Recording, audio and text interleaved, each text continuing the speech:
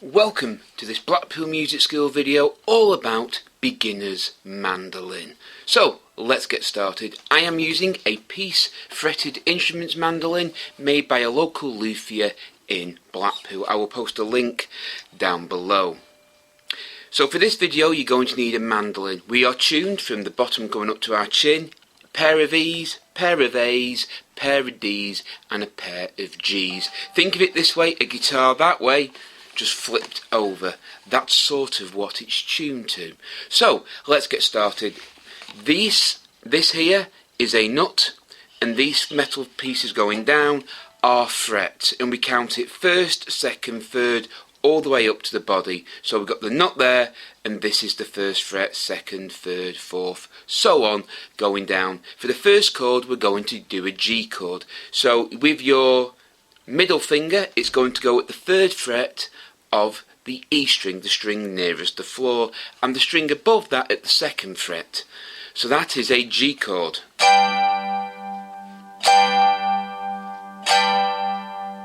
So we've got the third fret of the string nearest the floor, the pair of strings above that at the second fret. That is a G chord. Some people play it like that, and some people use their second and third finger to play it. When you're playing it, you are playing both pairs of strings, not one of them. So this finger's pushing down on both of the E strings, and this finger's pushing down on both of the A. It should ring clean like that. You are playing it just before the fret. If you play it on the fret, like this, you get that dull sound. A G chord, or any chord, should ring true. So you're just before the fret on the third and the second fret. That is a G chord. And we are strumming down through all the strings. 1, 2, 3, 4.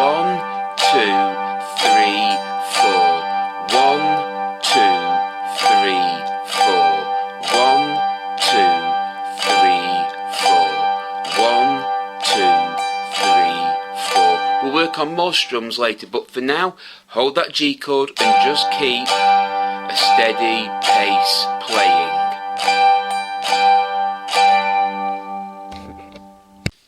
So that's the G chord. If you move up one pair of strings each, so the third fret of the A and the second fret of the D, that is your C chord.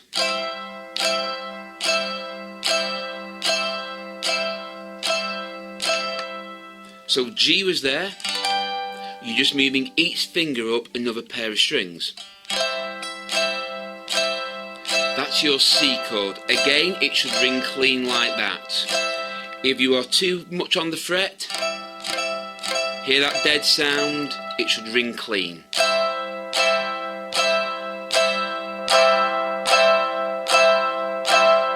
So now you can practice changing between the G and the C chord. This is the G. C. We're doing 4 strums on each.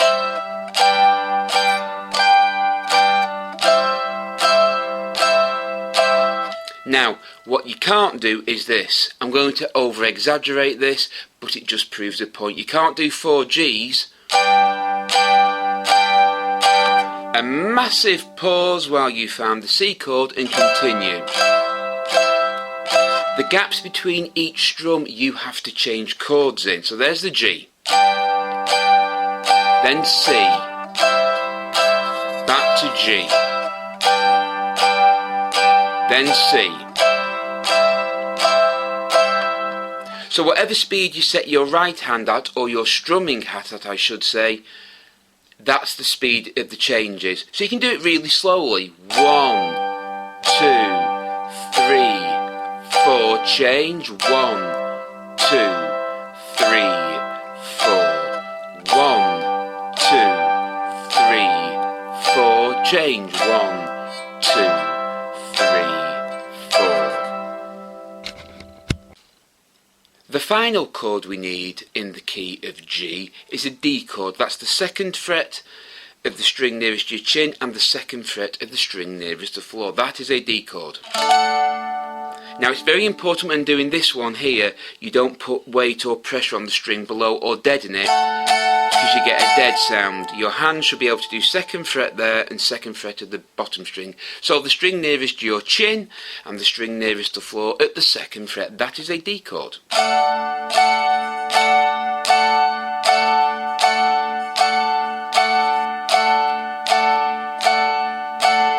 So now we'll practice changing between them. So we'll do 4 strums on G,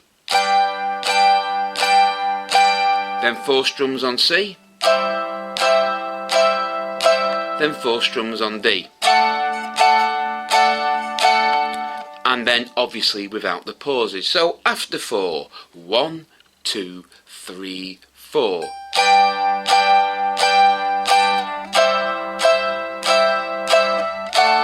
And just repeat.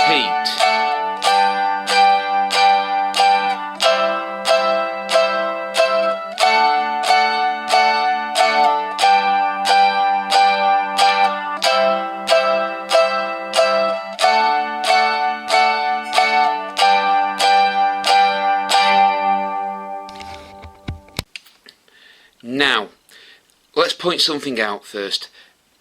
Tempo is the speed you play it at. Rhythm is what your right hand is doing. So whether you're going 1, 2, 3, 4 or 1, 2, 3,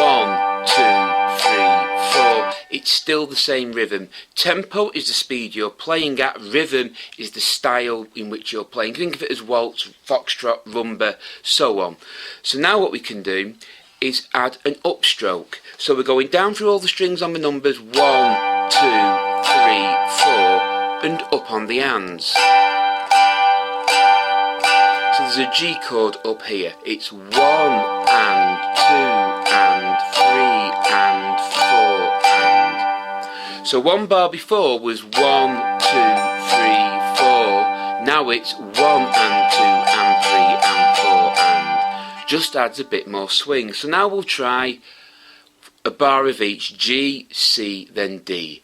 After the count of 4, 1 and 2 and 3 and 4 and 1 and 2 and 3 and 4. Change. Change to D. Back to G. C. D.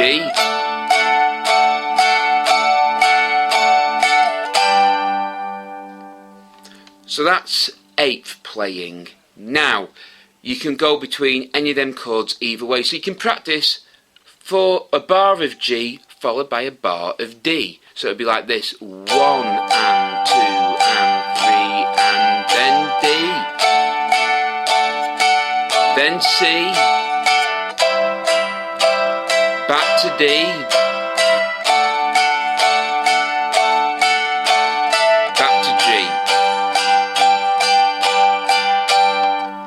It doesn't actually matter which order you go in. All them chords are in the key of G, so you can go G, D, G, C, C, D, D, G, D, C, whatever you wish. So just practice changing between them chords. For now, we're just going to change at the end of every bar. In songs, you will be playing and changing at different times. So now we're going to play a 12-bar blues in the key of G. So to start off, you need 4 bars of G. So you play like this: 1 and 2 and 3 and 4 and. That's the first. The second.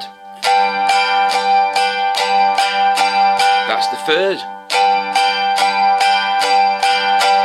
That's the fourth. Then you're doing 2 bars of C. First bar. Second bar, then 2 bars of G again. Then G. 1 bar of D. 1 bar of C.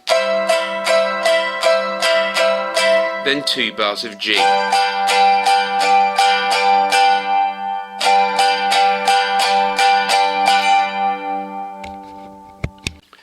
Obviously we won't be leaving the gaps between the bars like I did then. So now we'll try a 12 bar blues in the key of G. So we're doing 1 and 2 and 3 and 4 and per bar. But if you're beginning, just do 1, 2, 3, 4. It's up to you. So let's get started. After 4, 1 and 2 and 3 and 4 and.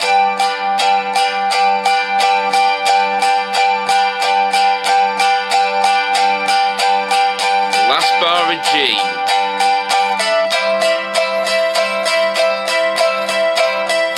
Back to G.